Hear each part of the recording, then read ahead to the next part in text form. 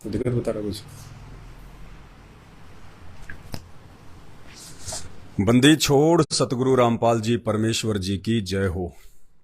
परमपिता परमात्मा, सारी सृष्टि के रचनहार, कुल मालिक, असंख्य ब्रह्मांडों के स्वामी, जगत गुरु, तीनों लोकों में प्रवेश करके सबका पालन पोषण करने वाले राजाधीराज, आत्माधार, नाथों के नाथ, देवों के देव महादेव, सर्वेश्वर महेश्वर मृत्युंजय, अजरो अमर, आदि अनादि, सनातनी प्रभु, जगत पिता जगदीश्वर, श्री श्री 1008 की उपाधि के वास्तविक अधिकारी, अकाल मूरत शब्द स्वरूपी राम वासुदेव, सर्वगतम ब्रह्म, परम पूज्य प्रथम पूज्य, परम संत परम पुरुष, परम धनी परम दयालु, सत्य कबीर हक्का कबीर, अल्लाहु कबीर, अल्लाह ताला, जगत के तारणहार, जगत के मुक्तिदाता, जगत के जगन्नाथ, हारे का सहारा, हिंदुओं का राम, मुसलमानों का अल्लाह, सिखों का वाहिगुरु, ईसाइयों का मसीह, दया का सागर दयानिधि, करुणा के सागर करुणानिधि, असली लीलाधर, असली मर्यादा पुरुषोत्तम, स्वयंभू परिभू, दुख भंजन, संकट हरण, कष्ट हरण, मंगल करण, संत शिरोमणि सतगुरु रामपाल जी परमेश्वर जी के चरण कमल में मुझदास का अनंत कोटि दंडवत प्रणाम। भाइयों और बहनों, दया है परमपिता परमेश्वर जी की, जिनके शुभ आशीर्वाद से लगातार उनका मार्ग दिन दोगुना रात चौगुना आध्यात्मिक क्षेत्र में उन्नति कर रहा है। विषय को मैं ज्यादा लंबा नहीं खींचूंगा, पॉइंट पे आता हूं। आप सबको पता है फेसबुक पे हमारा पेज है पवन दास इज लाइव, जिसपे अभी आप ये लाइव वीडियो देख रहे हैं, और इस पेज पे परमात्मा के परमात्मा होने के प्रमाण दिए जा रहे हैं कि वो जगन्नाथ जिसने पूरी सृष्टि की रचना की है, जो तीनों लोकों में प्रवेश करके 84 लाख योनियों का पेट भरता है, हर आत्मा का जन्मदाता है, वो परमात्मा जिसको दुनिया आज तक देख नहीं पा रही, पहचान नहीं पा रही, जिसको अलख निरंजन बोल के छोड़ दिया गया, जिसको निराकार परमात्मा कह के छोड़ दिया गया। क्यों? क्योंकि जो साधना, जो भक्ति हमारे धर्म गुरुओं ने हमारे को शास्त्रों के विरुद्ध भक्ति और भगवान की बताई है, उस साधना से ना तो हमें वो भगवान दिखाई दे सकता, ना मिल सकता, ना उसकी भक्ति से हमें किसी भी प्रकार का कोई भी लाभ जो है वो मिल सकता। और थोड़ा बहुत जिन भाई बहनों को राहत है, लाभ मिल रहा है, जिसको वो लाभ कहते हैं, बेटा बेटी हो गए, कार कोठी हो गई, जिसको लाभ मानते हैं, वो लाभ उनको उनके पिछले भक्ति संस्कार से मिल रहा है। लेकिन वर्तमान में उनके पास में ना भक्ति है, ना भगवान की जानकारी है, खाली वो डले ढो रहे हैं, इन पत्थरों के देवी देवताओं को पूज रहे हैं, इन कागजों की फोटोओं को पूज रहे हैं, फालतू की साधनाएं कर रहे हैं, पैदल यात्रा, कावड़ लेके आना, मंदिरों में मस्जिदों में जाना, तालियां पीटना, घंटियां बजाना, इन सभी शास्त्र विरुद्ध क्रियाओं से किसी भी प्रकार का अध्यात्म का कोई भी लाभ नहीं होना है। इसी के चलते संत रामपाल जी की महिमा को सुन के, उनके चमत्कारों को देखकर, उनके भक्तों के दृढ़ विश्वास को देखकर बहुत सारे भगत भाई बहन जागने भी लगे हैं, क्योंकि ये जागने का समय भी है, परमात्मा धरती पे है, तो जाहिर सी बात है परमात्मा अपनी जानकारी भी करवाएगा और जहां तक हो सकेगा लोगों को अपनी शरण में भी लेगा। तो एक विजय वर्मा जी हैं, शायद ये दिल्ली से हैं, इनका ये कमेंट्स है। इन्होंने लिखा है कि पैसा बिल्कुल भी नहीं है, सब बिक गया है, थर्ड स्टेज का कैंसर है, अगर आपके रामपाल जी ठीक कर दें या ट्रीटमेंट करवा दें तो 100% कंफर्म हो जाएगा कि रामपाल जी भगवान हैं। बहुत अच्छी बात है आपने जो ये कमेंट्स किया है, लेकिन एक छोटी सी बात मैं आपको बता दूं, खाली किसी रोग को दूर करने मात्र से कोई व्यक्ति या संत भगवान नहीं हो जाता है। ये किसी की पहचान करने का कोई तरीका नहीं है कि कोई आपके रोग को ठीक कर दे तो आपके लिए वो भगवान हो जाएगा। नहीं, रोग तो डॉक्टर भी ठीक कर देते हैं, रोग तो तांत्रिक भी ठीक कर देते हैं, या रोग एक समय के बाद में स्वतः भी ठीक हो जाते हैं। तो ना ही तो वो डॉक्टर भगवान हो जाता है, ना वो तांत्रिक भगवान हो जाता है। ये तो भगवान के गुण हैं कि परमात्मा कि जो भक्ति करता है, शास्त्रों के अनुसार करता है, पूर्ण सतगुरु की पहचान करके उसकी शरण में आके जो भक्ति करता है, तो ये तो उस परमात्मा की भक्ति के लक्षण है कि ये तो उसको गुण होंगे ही होंगे। आम का यदि किसी ने पौधा लगाया है तो उसके मीठे आम लगेंगे ही लगेंगे, ये उस आम के पौधे का गुण है। तो पूर्ण संत की पहचान करके जो भक्ति करता है मर्यादा में रह के, इस प्रकार के रोग वगैरह ठीक होना ये तो आम बात है। ये डॉक्टरों के लिए महाभारत हो सकता है, लेकिन पूर्ण संत के लिए तो ऊंट के मुंह में जीरे के बराबर भी नहीं है। देखिए वर्तमान में आप देख रहे होंगे हॉस्पिटल भरे पड़े हैं तरह तरह के रोगों से। डॉक्टर भी हाथ जोड़ लेते हैं कि साहब मेरे बस की बात नहीं इस रोग को ठीक करना। अब क्या है, ये परमेश्वर रामपाल जी ने आके बताई सारी बातें कि बेटा यदि किसी को रोग है, कोई परेशानी है, कोई तकलीफ है, डॉक्टर भी उसको देख नहीं पा रहे, मशीनें उसको सर्च नहीं कर पा रही। अब क्या है कि जो तांत्रिक हैं, जो शाणे हैं, वो तो कह देंगे कि ओपरी पराई है, किसी आत्मा का प्रवेश है, वो तो ये कह देंगे आपको। डॉक्टर कह देगा कि ये रोग है। लेकिन आध्यात्मिक दृष्टि से यदि हम देखें तो परमेश्वर सतगुरु रामपाल जी भगवान ने आके बताया कि बेटा वो चाहे ओपरी पराई है, चाहे वो शरीर का रोग है, वो जो भी कुछ है, विज्ञान अपनी भाषा में उसको बीमारी कह देती है, तांत्रिक लोग उसको जो है ओपरी पराई कह देते हैं, लेकिन असल में वो तेरे कर्मों का परिणाम है। जो कर्म कुकर्म तूने वर्तमान में या पहले के जन्मों में जो तूने किया होता है, ये उसका परिणाम है। और ये कर्मों के रोग वर्तमान में ना तो कोई डॉक्टर काट सकता है, ना कोई तांत्रिक ठीक कर सकता है। ये कर्मों के रोग तो पूर्ण संत ही ठीक करेगा और किसी के बस की बात नहीं है, क्योंकि जो पूर्ण संत होगा स्वयं ही वो परमात्मा होगा, जिसने ये शरीर की रचना की है, जिसने मानव शरीर बनाए हैं, वही इसका सबसे बड़ा डॉक्टर है। और धरती पे आने वाले समय में, वैसे साइंस भी इस बात को डिक्लेयर कर रही है कि आने वाले दिनों में तो इंसानों पे दवाइयां भी बेअसर हो जाएंगी। इतना जहर इंसान के अंदर भरा हुआ है, इतनी घटिया सोच इंसान की हो चुकी है। आने वाले समय में तो किसी भी प्रकार के जो मेडिसिन है, गोली दवाई है, वो भी इंसानों पे काम करना बंद कर देंगी। और जाहिर है ये समय आएगा, बहुत जल्दी आएगा। 2028 से पहले पहले दुनिया भयंकर प्राकृतिक आपदाओं को झेलेगी, महामारियों को झेलेगी, सारे दरवाजे इंसान के बंद हो जाएंगे। उस समय केवल धरती पर एक ही पूर्ण संत लोगों को दिखाई देगा, जिनके भक्तों को देख देख के लोग दौड़ दौड़ के उनके चरणों में माथा टेकेंगे और अपनी जान की भीख मांगेंगे। तो भाई साहब का जो सवाल है विजय वर्मा जी का, एक बार फिर से मैं रिपीट कर देता हूं। पैसा बिल्कुल भी नहीं है, सब बिक गया है, 3rd स्टेज का कैंसर है। अगर आपके रामपाल जी ठीक कर दें या ट्रीटमेंट करवा दें तो 100% कन्फर्म हो जाएगा कि रामपाल जी भगवान हैं। परमेश्वर रामपाल जी ने जब से उन्होंने सन 1994 से अपना मार्ग शुरू किया है धरती पर शास्त्र विरुद्ध साधना का, 1 नहीं, 2 नहीं, 100 नहीं, 1000 नहीं, लाखों लोगों को उन्होंने कैंसर से मुक्ति दिलाई है। हजारों लोगों को डॉक्टरों ने मना कर दिया था एम्स में और पीजीआई में कि आपके लास्ट स्टेज है। आपके सामने बहन बैठी है, बीना दासी है, यूपी के आगरा से है। बहन को 4th स्टेज का कैंसर था, 4th स्टेज का। इनका घर परिवार लुटने के जो है वो कगार पे आ गया था। इनके पतिदेव ने जिंदगी में जितना कमाया था उसका ज्यादातर हिस्सा इनकी बीमारी पे लुटा दिया था। मानसिक परेशानी अलग, कुछ फायदा नहीं हुआ। उसके बाद में बहन को परमात्मा की शरण मिली। बाकी सारी कहानी आपको बहन बताएगी अभी, इसीलिए बहन साथ में जो है बैठी हुई है। हम लोग मध्य प्रदेश के भोपाल में हैं, एक छोटा सा यहाँ पे एक सत्संग है, आगरा से बहन भी जो है आई हुई है।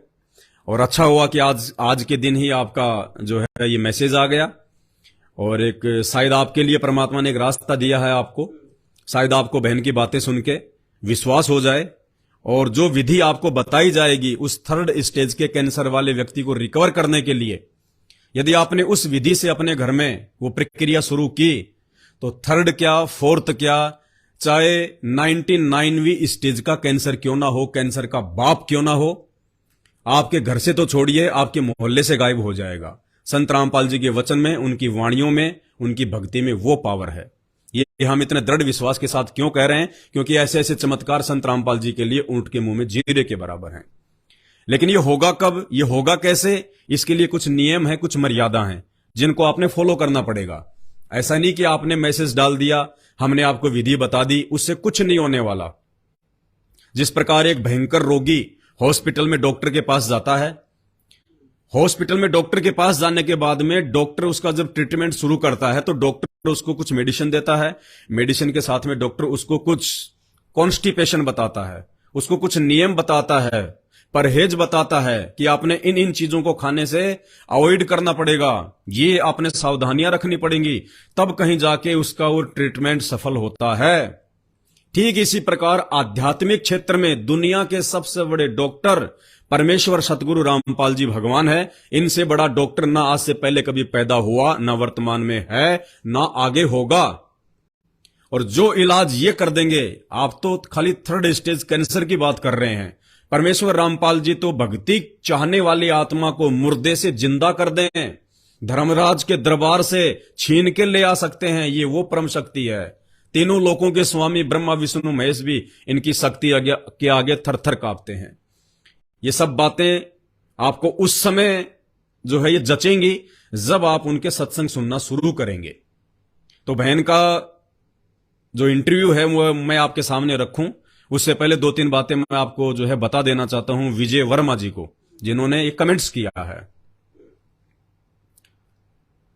कोई दिक्कत नहीं है, कोई बड़ी बात नहीं है, आपके लिए महाभारत हो रहा होगा, डॉक्टरों के लिए महाभारत होगा आपके इस रोग को ठीक ना करना, लेकिन संत रामपाल जी की भक्ति के आगे बिल्कुल कुछ भी नहीं है।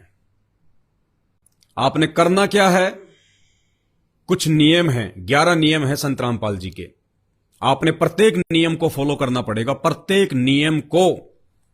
अगर आपने उनमें से एक भी नियम में त्रुटि कर दी, किसी प्रकार की कोई राहत आपको नहीं मिलने वाली। हां, संत रामपाल जी का ट्रीटमेंट शुरू करने से पहले, विधि तो आज हम आपको बता देंगे इस वीडियो में, लेकिन उस विधि को शुरू करने से पहले यदि आपके मन में कोई शंका हो, आपको लगे कि कहीं और डॉक्टर होगा, कहीं और कोई साधु संत होगा, कोई मंदिर मस्जिद होगा, कोई झाड़ा लगाने वाला होगा, आप पहले जाके अपनी तसल्ली कर लीजिएगा। क्योंकि संत रामपाल जी का वो ट्रीटमेंट लेते समय यदि आपके मन में किसी और के प्रति जरा भी आस्था रही कि शायद वहां भी ठीक हो सकता है, बीच में आके किसी रिश्तेदार ने बता दिया अरे वहां चल फाइनली ठीक हो जाएगी, तो भी आपका ये काम नहीं बनेगा। कहने का मतलब है यदि संत रामपाल जी वाला ट्रीटमेंट यदि आप अपने उस मरीज पे जिसको कैंसर है, जिस दिन आप उस पे लागू करो वो विधि, उसके बाद यदि ब्रह्मा विष्णु महेश भी धरती पे उतर के ये कहें कि हम आपका रोग ठीक कर देंगे, और यदि आपने संत रामपाल जी के ट्रीटमेंट को छोड़ के या संत रामपाल जी के ट्रीटमेंट को चालू रख के अगर उनकी भी बात आपने मान ली ब्रह्मा विष्णु महेश की, तो भी आपका रोग ठीक नहीं होना। इसलिए मेरी सबसे पहली प्रार्थना है, अपने मन के सारे संदेह पहले निकाल लेना। अगर और कोई देवी देवता बाकी हो जो आपके रोग को ठीक कर दे, और कोई मंदिर मस्जिद चर्च या गुरुद्वारा बाकी हो, कोई संत महात्मा आपकी कोई नजर में हो, कोई झाड़े जपाड़े मारने वाला, कोई जादू टोने टोटके करने वाला यदि अभी तक कोई शेष हो और आपको लगता है कि वहां से लाभ हो सकता है, तो पहले अपनी वो कसर निकाल लेना, उसके बाद में संत रामपाल जी वाला फॉर्मूला काम करेगा, वरना बिल्कुल भी नहीं करेगा। तो सबसे पहले 11 नियम हैं। नियमों को लागू करने से पहले आपने क्या करना पड़ेगा, ध्यान से सुनिएगा वीडियो, ये कोई मजाक नहीं है, एक व्यक्ति के जीवन और मृत्यु का जो है एक ये मैटर है, और यही विधि है संसार में, दूसरी कोई विधि भी नहीं है। 2-3 साल बाद में तो हॉस्पिटल फेल हो जाएंगे, डॉक्टर फेल हो जाएंगे, मेडिसिन फेल हो जाएगी, दौड़ दौड़ के संत रामपाल जी के चरणों में आना लोगों की मजबूरी हो जाएगी। तो संत रामपाल जी के फॉर्मूले की सबसे पहले विधि क्या है वो आपको हम बता देते हैं। चूंकि संत रामपाल जी वर्तमान में शारीरिक रूप से हरियाणा की हिसार जेल में है, और उनके नाम से उनके परिवार ने केवल अपना जो है मतलब कि बिजनेस चला रखा है, लोगों को नाम देना, लोगों को आश्रमों में बुलाना, ये केवल उन्होंने अपना एक धार्मिक जो है धंधा शुरू कर रखा है। लेकिन हम आपको वास्तविक विधि बताएंगे जिससे आपका काम होना ही होना है। सबसे पहले आपने 1 महीने तक अपने घर में ऑडियो या वीडियो के माध्यम से आप YouTube से संत रामपाल जी के सत्संग डाउनलोड कर लें, एक स्पीकर में आप चलाएं उनको, और संत रामपाल जी के सत्संगों में भी उनकी एक सृष्टि रचना है। जब आप यूट्यूब पे जाके लिखेंगे सृष्टि रचना संत रामपाल जी महाराज, तो 2.5-3 घंटे के बहुत सारी वीडियो आ जाएंगे सृष्टि रचना के नाम से, पार्ट 1 पार्ट 2, लगभग 3-3.5 घंटे का टोटल सृष्टि रचना का वीडियो होगा। वो चाहे 1 पार्ट में हो चाहे 2 पार्ट में हो। आपने 1 महीने तक अपने घर में, जिस घर में वो मरीज है, उस मरीज के पास में आपने 1 महीने तक संत रामपाल जी के सत्संग चलाने हैं। चाहे दिन में 2 घंटा चलाओ, चाहे दिन में 4 घंटा चलाओ, कम से कम 2 घंटे तो उस घर में सत्संग चलना चाहिए संत रामपाल जी का। चाहे मोबाइल में चलने दो, चाहे किसी बड़े स्पीकर में चलने दो, बड़े स्पीकर में चलाओगे बहुत ज्यादा बेनिफिट होगा, जल्दी बेनिफिट होगा। 1 महीने तक संत रामपाल जी के सत्संग यूट्यूब पे आपने उस घर में चलाने हैं जहां पे वो मरीज है, क्योंकि संत रामपाल जी पूर्ण संत हैं। इनके वचन में पावर है, शक्ति है। जैसे प्रधानमंत्री के वचन में जो है शक्ति होती है। एक मेरे जैसा व्यक्ति कहे रोड पे खड़ा होके किसी को, या किसी और व्यक्ति को, या फिर नगर पालिका को या नगर निगम को जाके कहे कि कल यहां से वहां तक रोड बननी चाहिए, तो मेरी बात पे कोई ध्यान नहीं देगा, मुझे पागल समझ के छोड़ देंगे। और यही बात यदि नगर पालिका के ऑफिसर को फोन करके देश का प्रधानमंत्री या राज्य का सीएम बोल दे कि कल यहां से लेके वहां तक 2 किलोमीटर रोड का काम शुरू होना चाहिए, तो रात को ही डंपर चलने शुरू हो जाएंगे, क्योंकि उनके वचन में शक्ति है। इसी प्रकार आध्यात्मिक क्षेत्र में संत रामपाल जी के वचन में शक्ति है, ना कि भारत के राष्ट्रपति के, ना कि अमेरिका के जो है राष्ट्रपति के, ना किसी साधु संत महात्मा के। क्योंकि धरती पर एकमात्र पूर्ण तत्वदर्शी संत वर्तमान में गीता जी अध्याय नंबर 4 श्लोक नंबर 34 के अनुसार संत रामपाल जी हैं, इनके अलावा दूसरा कोई नहीं है।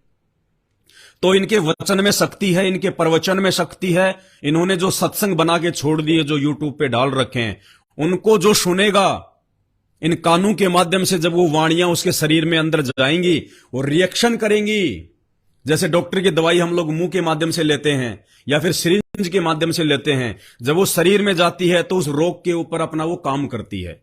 ठीक इसी प्रकार आध्यात्मिक क्षेत्र में सबसे बड़े डॉक्टर परमेश्वर रामपाल जी भगवान हैं।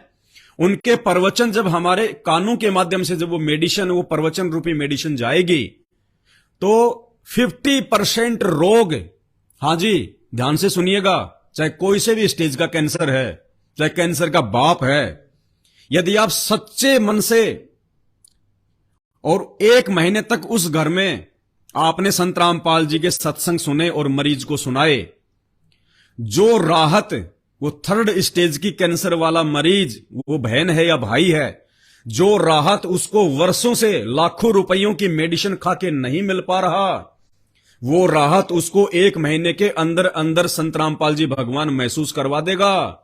वो खुद कहेगा कि भाई वास्तव में ये परम शक्ति है, मेरी वो पीड़ा भी समाप्त हो गई, मेरा वो दर्द भी समाप्त हो गया, मुझे आराम मिल रहा है। ये तो मात्र जो है खाली ये सत्संग सुनने से राहत है, सत्संग सुनने से। तो 1 महीने तक आपने उस घर में सत्संग सुनने हैं। अगर 12 घंटे चलाओ तो बात ही क्या है, 10 घंटे चलाओ तो बात ही क्या है, कम से कम 3-4 घंटे तो दिन में सत्संग चलने चाहिए। सत्संग से, उनके प्रवचन के माध्यम से वो मेडिसिन अंदर जाएगी। दूसरा, उसको ज्ञान होगा, ज्ञान होगा तो संत रामपाल जी पे उसका और ज्यादा विश्वास बनेगा, जिसको भी कैंसर है। और विश्वास और साथ में वो सत्संग, ये डबल डोज हो जाएगी, जल्दी असर करेगी। 1 महीने तक पहले कम से कम सत्संग, कुछ नहीं इसके अलावा। एक फोटो आपने यूट्यूब से निकाल लेनी है, गूगल से निकाल लेनी है, संत रामपाल जी महाराज नाम करके उनकी कोई भी फोटो, या आप अपना नंबर मेरे को इस वीडियो के जो है कमेंट्स में आप मुझे डाल दीजिएगा, या मैं आपको बहन का नंबर दूंगा अभी। बहन के मोबाइल नंबर पे आपने अपना मोबाइल नंबर जो है व्हाट्सएप कर देना है। मैं आपको सारी सामग्री उपलब्ध करवा दूंगा, भक्ति की, आरती की, जो भी फोटो वगैरह हैं, जो भी नियम मर्यादा के जो पर्चे वगैरह हैं, सब कुछ आपको मैं कमेंट्स में जो है वो डलवा दूंगा आपके व्हाट्सएप के ऊपर। आप बहन का नंबर नोट कर लीजिए पहले, बाद में भी आप जी चेक कर सकते हैं वीडियो में। बहन का नंबर है 8445022098। नंबर एक बार फिर से रिपीट कर रहा हूं, 8445022098। ये बहन का नंबर है। आगरा के पास में फिरोजाबाद है, और उसके पास में टुंडला नाम का छोटा सा एक कस्बा है। बहन का नाम जो है बीना दासी है। और आप इनको व्हाट्सएप कर दीजिएगा, आप इनसे बात भी कर सकते हैं मोबाइल पे। ये हकीकत आपको बताएगी जो बातें अभी इंटरव्यू में आपको बताने वाली है, ताकि आपको और ज्यादा जो है दृढ़ विश्वास हो आपको। तो 1 महीने तक कम से कम उस घर में पहले संत रामपाल जी के जो है ये सत्संग, साथ में आपने कुछ मर्यादाओं का पालन करना पड़ेगा। यदि आप आज से ही सत्संग सुनना शुरू कर रहे हैं तो आज से ही आपने कुछ नियमों का पालन करना पड़ेगा, तभी आपका काम बनेगा, अन्यथा नहीं बनेगा। यदि आपको अपने मरीज की जान प्यारी है तो आप जी सारे नियम फॉलो करेंगे। दूसरी चीज, आपके परिवार में यानी मरीज से संबंधित जो भी व्यक्ति हैं एक फैमिली में, चाहे उसके बेटा बेटी हो, उसका पति हो, जो भी हैं उस फैमिली में 2, 4, 5 मेंबर, सबको उन नियमों को फॉलो करना पड़ेगा, सबको। और जो विधि बताएंगे उस विधि को सबने फॉलो करना पड़ेगा, तभी उस बहन के रोग का निवारण होगा। नियम मैं आपको बता देता हूं, बाकी मैं आपको व्हाट्सएप पे भी डाल दूंगा नियम। यदि आप जी सुबह से ही संत रामपाल जी के सत्संग सुनना शुरू करते हैं तो आपने क्या करना पड़ेगा। अभी व्हाट्सएप पे हम आपको जो फोटो भेजेंगे, सबसे पहले आपने फोटो जो है निकलवा लेनी है। फोटो निकलवा के आपने आपके घर में किसी एक कमरे में, अलमारी में या किसी टेबल पे आपने फोटो को शीशे में मंडवा लीजिए, या जैसे भी आपकी कोई व्यवस्था हो। फोटो को आप जी टेबल पे रखिए, कहीं भी रखिए, साफ सुथरी जगह होनी चाहिए। उस कमरे में नहीं, उस घर में किसी भी देवी देवता की कोई फोटो नहीं होनी चाहिए, किसी भी साधु संत महात्मा की कोई फोटो नहीं होनी चाहिए। आपके घर में जो मर चुके हैं, जो बुजुर्ग, जो पित्र बने हुए हैं, जो भूत बने हुए हैं, जिनके आप श्राद्ध निकाल रहे हो, किसी की कोई फोटो नहीं होनी चाहिए। केवल पूरे घर में अकेले परमेश्वर रामपाल जी की फोटो, उनके अलावा पूरे घर में किसी की फोटो नहीं होनी चाहिए।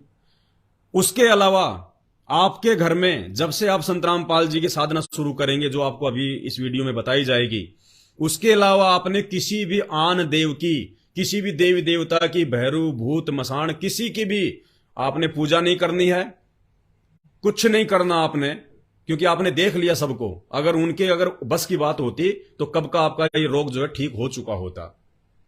आपने देवी देवता भी खूब धोखे होंगे, आप मंदिर मस्जिदों में भी खूब गए होंगे, आपने सबको देख लिया। इसीलिए मैंने आपको शुरू में कहा था कि अगर आपकी उम्मीद अगर किसी देवी देवता से, किसी डॉक्टर से और हो, तो पहले अपना वहां इलाज करवा लेना, उसके बाद संत रामपाल जी का फॉर्मूला काम करेगा।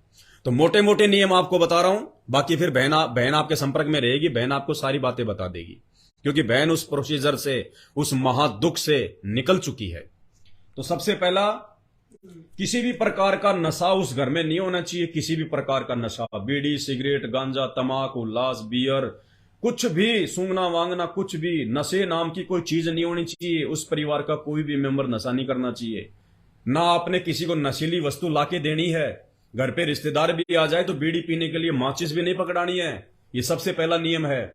कोई मांसाहार नहीं करना, कोई नशा नहीं करना किसी भी प्रकार का, कोई देवी देवता की पूजा पाठ नहीं करनी किसी भी प्रकार की, ना कोई मन्नत मांगनी उन देवी देवताओं से जिस दिन से आप संत रामपाल जी की प्रोसीजर को अपनाएंगे।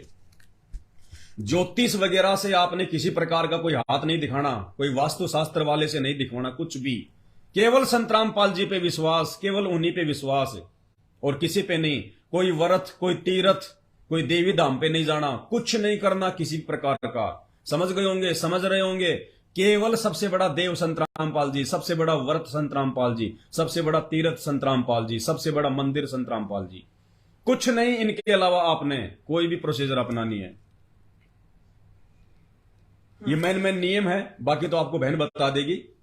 लेकिन नशा, किसी भी प्रकार का मांसाहार और किसी भी प्रकार के देवी देवताओं की कोई पूजा पाठ वगैरह नहीं करनी, कोई मन्नत नहीं मांगनी, कोई चढ़ावा नहीं चढ़ाना, कोई तीर्थ व्रत वगैरह कुछ नहीं करना। ये मोटे मोटे नियम है, बाकी नियम आपको बहन समझाएगी, आपको हम भेज देंगे। जहां भी आपने संत रामपाल जी का दरबार लगाया है अपने घर पे, वहां पे आपने देसी घी होना चाहिए, चाहे गाय का या भैंस का, चाहे वो आपको चाहे किसी गांव से मिले, या जैसे मतलब कि डेयरी वगैरह बहुत हैं दिल्ली में, जैसे मदर डेयरी वगैरह है या कौन सी है दिल्ली में, जो भी 400 या 500 रुपए के आसपास जो घी आता है, जो मतलब देसी घी के नाम से जो डब्बे में आता है 1 लीटर में, आपने घी लेके आना है। किसी भी बर्तन की दुकान से आपने एक दीपक खरीदना है। कौन सा दीपक? खड़ी बत्ती वाला, जो ज्योत जो उस दरबार में संत रामपाल जी के आगे आप जलाएंगे वो खड़ी बत्ती वाली जलेगी, आडी बत्ती वाली नहीं जलेगी। आडी बत्ती की ज्योत हमेशा देवी देवताओं की जलती है, और जो पूर्ण परमेश्वर है, जो सबका पिता है, उसको जो है खड़ी बत्ती की ज्योत जलती है। तो जब आप बर्तन की दुकान पे जाएंगे 50-60 रुपए का आपको एक खड़ी ज्योत वाला आपको एक दीपक मिल जाएगा। रुई लेके आनी है अपने, साफ कॉटन, उसकी आपने बत्ती बनानी है, उसके अंदर डालनी है और आपने उसको घी से भर देना है। आपकी इच्छा है, उसमें आप चाहे 200 ग्राम डालो, चाहे 100 ग्राम डालो, जितना भी आपका दीपक है। आपने अपने घर पे संत रामपाल जी के आगे ज्योत जलानी है। 24 घंटे आपके घर में वो देसी घी की ज्योत संत रामपाल जी की फोटो के आगे जलनी चाहिए। ये हवन यज्ञ है। यजुर्वेद अध्याय नंबर 8, सूक्त नंबर 46 और मंत्र नंबर 10 के अनुसार ये वास्तविक हवन यज्ञ है। जिस घर में ये हवन यज्ञ होता है, कौन से घर में? जिस घर में संत रामपाल जी की भक्ति होती है, केवल उसी में। उस घर के आसपास भी अनिष्ट शक्तियों का प्रवेश नहीं होता है। तो आपने अपना ये हवन यज्ञ करना है। दंडोत प्रणाम आपने जो है जमीन में लेट के कैसे करना है, बहन आपको बाद में आपको मोबाइल पे अच्छे से आपको जो है समझा देगी। सबसे पहले आपने ये प्रोसीजर शुरू करनी है। संत रामपाल जी की फोटो के आगे देसी घी का खड़ी बत्ती वाला दीपक। पूरे परिवार ने नशे से, मांसाहार से, किसी भी प्रकार के देवी देवताओं की भक्ति से, आन उपासना से बिल्कुल दूर होना है। विशेषकर उस व्यक्ति को, जो व्यक्ति इस रोग से पीड़ित है, जिसको कैंसर है, उसके लिए तो विशेष हिदायत है ये। और 1 महीने तक आपने संत रामपाल जी के सत्संग सुनने हैं। 1 महीने तक 3 समय की आरती है संत रामपाल जी की। मेरे हाथ में छोटी सी पुस्तक देख रहे हैं आप, ये भक्ति बोध है। इसमें सुबह की आरती है। सुबह की आरती तकरीबन जो है 40 मिनट की है, दोपहर की आरती 16 मिनट की है, शाम की आरती जो है तकरीबन वो आधे घंटे की है। आपको तीनों समय की आरती की ये फोटो भी हम लोग भेज देंगे, पीडीएफ भेज देंगे। साथ में आपको संत रामपाल जी के मुख कमल से जो 3 समय की आरती है, क्योंकि अभी आपकी भक्ति की शुरुआत है, इसलिए 1 महीने तक आपके घर में संत रामपाल जी के ऑडियो या वीडियो जो भी हम आपको व्हाट्सएप पे डालेंगे, उनके 3 समय की आरती, टाइम हम आपको बता देंगे, पुस्तक में भी लिखा हुआ है। तीनों समय की आरती 1 महीने आपने संत रामपाल जी के मुख कमल से अपने घर में समय पे चलानी है, वीडियो में चलानी है या ऑडियो में चलानी है, जैसे भी है, यानी तीनों समय की आपने आरती करनी है। और वो नियम निभाने हैं। 24 घंटे आपके घर में दीपक जलना चाहिए, और सत्संग जितना हो सके उतना ज्यादा से ज्यादा। यदि आपका पूरा परिवार इस प्रकार से इन नियमों में रह के, और यदि 1 महीने तक, ऐसा नहीं कि 1 महीने बाद आपका जब रोग ठीक हो जाए तो आपने संत रामपाल जी को छोड़ देना है। जिस दिन छोड़ दोगे उसी दिन रोग आपको वापस घेर लेगा। लेकिन 1 महीने में आपको इतना ज्ञान समझ में आ जाएगा उनके, जब आप सत्संग सुनेंगे, आप चाहकर भी भक्ति नहीं छोड़ेंगे। आप ये कहेंगे कि भगवान हमें तो मालूम ही नहीं था, ये अमृत ज्ञान, परमात्मा धरती पे आए हुए हैं, भगवान कैंसर गया भाड़ में, रोग ठीक हो ना हो, हमें तो आत्म कल्याण करवाना है। आज तो ये कैंसर ठीक हो गया, कल को आपकी भक्ति नहीं करी, अगले जन्म में तो सूअर बनेंगे। तो भगवान हम तो ये दुख भोग लेंगे अगर ठीक ना हो रहा तो, लेकिन अब आपके इस मार्ग को नहीं छोड़ेंगे, आपकी भक्ति को नहीं छोड़ेंगे परमात्मा। इतने दृढ़ हो जाओगे आप 1 महीने में, यदि रोजाना आपने 2 से 3 घंटे उस घर में सत्संग सुने तो संत रामपाल जी के। और ये रोग यदि आपने इस विधि से संकल्प करके संत रामपाल जी को, जैसे आप कल आप ये दरबार लगाएंगे और पूरा का पूरा परिवार उस मरीज को लेके, वो मरीज चाहे लेटा रहे चाहे बैठा रहे, कोई दिक्कत नहीं है, संत रामपाल जी के दरबार के आगे घुटने टेक के यदि पूरा का पूरा परिवार उनसे संकल्प करता है कि हे परमपिता परमात्मा, दुनिया कहती है कि आप भगवान हो, आप परमात्मा हो, आपके भगत दिन रात आपकी महिमा करते हैं, आपका गुणगान गाते हैं। हे परमेश्वर, यदि आप इंसान रूप में धरती पे भगवान आए हुए हो तो परमात्मा आपके भक्तों के अनुसार आपने जो विधि बताई है, उस विधि से आज ही से हम आपका गुणगान शुरू कर रहे हैं, हम आपकी भक्ति अपने घर में शुरू कर रहे हैं। हे परमात्मा, अपने बच्चों को राहत देना मालिक। हे परमात्मा, हमारे विश्वास को बढ़ाओ, आप हमें अपनी भक्ति से जोड़ो, इस रोग से हमें मुक्ति दिलाओ। भाई और बहनों, 1 महीने में आपको रिजल्ट आ जाएगा, जो रिजल्ट आपको 5 साल में, 10 साल में, लाखों रुपया बर्बाद करके हॉस्पिटल में नहीं मिल पा रहा था। क्योंकि धरती पे पूर्ण परमात्मा प्रकट है, ब्रह्मा विष्णु महेश तो संत रामपाल जी के पैर के नाखून के बराबर भी नहीं है। ये वो परम शक्ति है। लेकिन ये परम शक्ति आपको समझ में जब आएगी, जब आप इनके सत्संग सुनेंगे और इस विधि से जब आप अपने परिवार में इस प्रक्रिया को लागू करेंगे। बाकी चीजें सारी मैं आपको व्हाट्सएप नंबर पे डलवा दूंगा, बहन आपके संपर्क में रहेगी, हर चीज बहन आपको गाइड जो है वो करती रहेगी। अब बहन का मैं आपसे बात करवाता हूं ताकि आपका विश्वास दृढ़ हो। और बहन को 4th स्टेज का कैंसर था, 4th स्टेज का। अब बहन आपको बताएगी ये कितनी भक्ति किया करती थी, भक्ति करते करते इन देवी देवताओं की बहन की क्या जो है वो दुर्गति हुई, इनके पति का जो है कितना लॉस हुआ, इनके रोग में कितना पैसा बर्बाद हुआ। रिपोर्टें भरी पड़ी हैं, रिपोर्टें इतनी हॉस्पिटलों की, एक से एक की। अब बहन आपको बताएगी फिर कैसे इनको जो है परमेश्वर सतगुरु रामपाल जी भगवान की जानकारी हुई। और उसके बाद में बहन ने जो दवाइयां थी जो खाया करती थी ये इतनी सारी दिन में, इन्होंने वो डस्टबिन में डाल दी, डस्टबिन में। ये परमात्मा आपसे बड़ा डॉक्टर धरती पे कोई नहीं है, वो ज्ञान समझ के कि परमेश्वर आपसे बड़ा डॉक्टर कोई नहीं है धरती पे।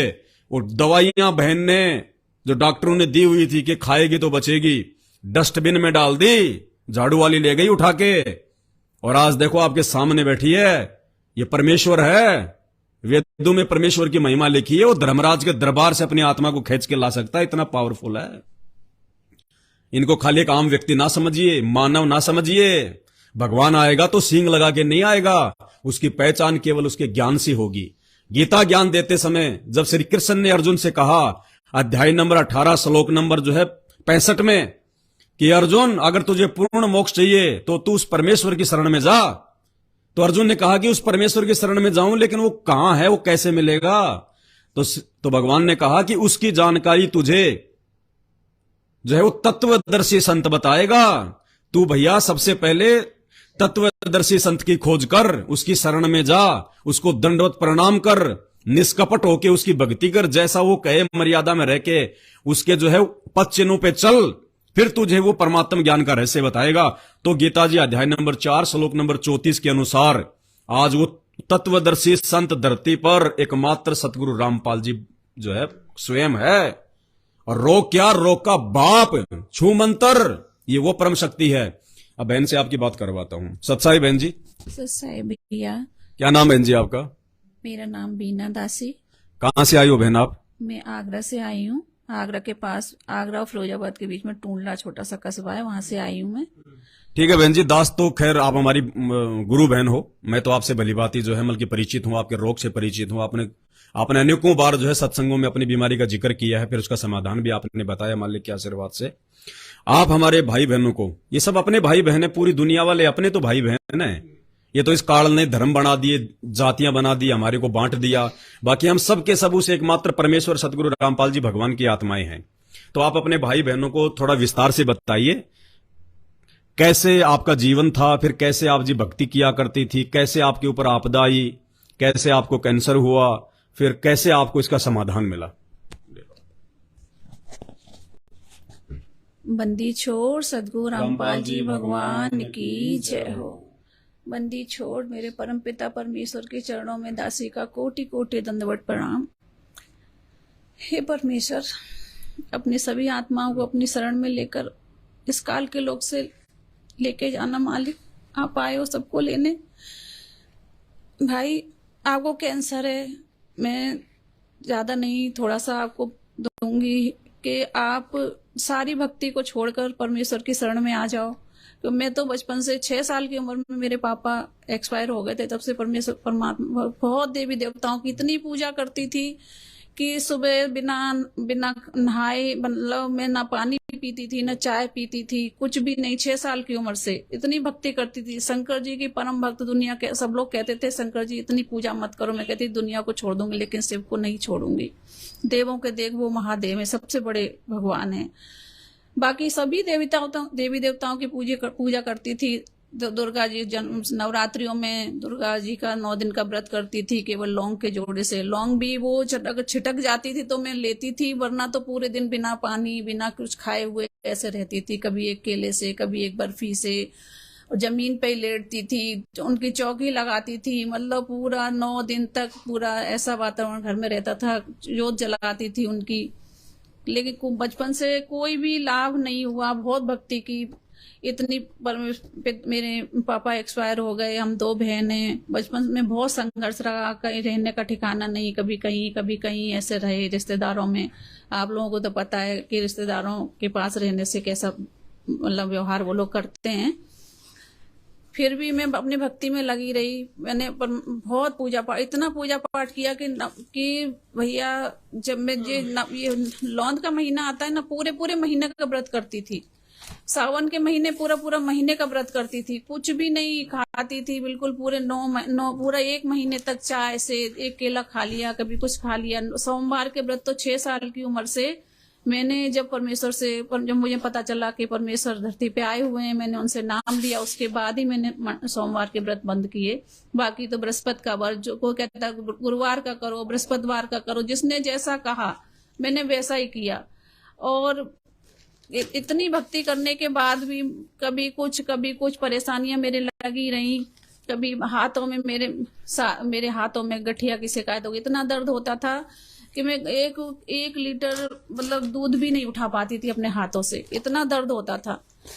उसके बाद उसका ट्रीटमेंट कराया। उसके बाद मेरे रीढ़ की हड्डी के पूरे जॉइंट खुल गए, उसमें पस पड़ गया। डॉक्टर को दिखाने गई, मेरे से बिल्कुल चला भी नहीं जाता, इतना दर्द होता, चला भी नहीं जाता था, फीवर आ जाता था। और दवा लेती थी, उससे भी कोई आराम नहीं मिलता। फिर इंजेक्शन लगाते थे तो थोड़ी देर राहत मिल जाती थी, बाकी फिर उसका असर खत्म होते ही बाकी फिर मैं वैसी हो जाती थी। तो जब डॉक्टर को दिखाने गई, मेरा डॉक्टर ने बताया 3 पॉइंट हीमोग्लोबिन है, ये तो नहीं बचेंगी अब इनका जो भी है। पर ये है कि परमेश्वर बचपन से शायद मेरे साथ थे, इसलिए वो पल पल मुझे बचाते चले आए।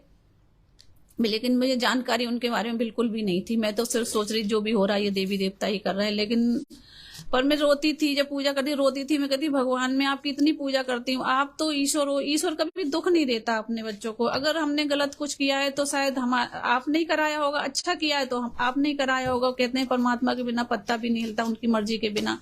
तो मैं यही सोचती थी, रोती थी, बहुत रोती थी। परमेश्वर ऐसा क्या संस्कार, इतनी पूजा करते करते भी इतने कष्ट हैं घर में, मानसिक शारीरिक हर तरह की परेशानियां आती गई। लेकिन पर मैंने देवी देवताओं को नहीं छोड़ा। फिर लास्ट में आके सारी और भी कई तरह की बीमारी हुई, जो भी ट्रीटमेंट कराते लास्ट में कैंसर।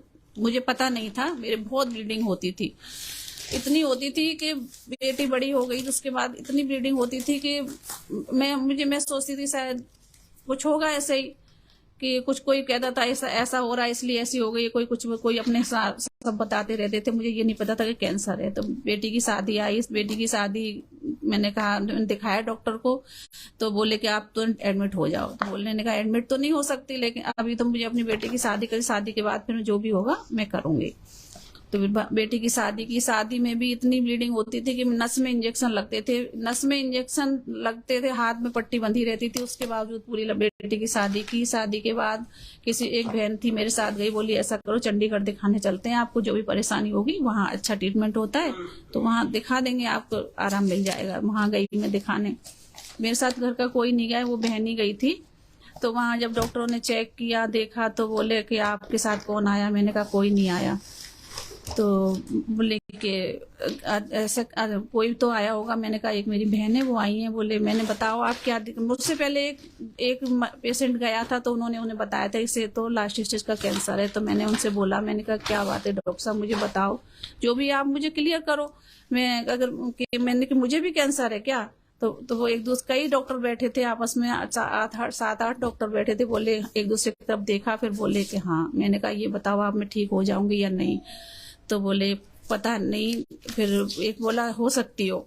तो मैंने कहा मेरी लास्ट स्टेज है। बोले कि नहीं ऐसा देख लो आप आप कहीं जाके और दिखाओ। और ये टेस्ट वगैरह उन्होंने लिख दिए, वो मैंने कराए वहाँ, कुछ वहाँ कराए। फिर वहां से मैं आ गई। मुझे ऐसा लगा उस समय कि मेरे जमीन के नीचे से, पैर के नीचे से जमीन निकल गई। मैंने कहा अब तो, और मेरे इतनी पूजा पाठ करते करते भी इतना दुख, अब तो मैं कुछ हो ही नहीं सकता, इसका कैंसर का तो कहीं ट्रीटमेंट है ही नहीं। फिर मैंने घर फोन किया, घर आके मैंने ऑपरेशन भी करा लिया, गांठ थी उसका ऑपरेशन भी करा लिया। उसके बाद किसी ने कहा कि देसी ट्रीटमेंट कराओ, तोरई लौकी ये सब खिलाया, कुछ 5-6 महीने तक ये खिलाया। फिर उसके बाद वो बढ़ता गया।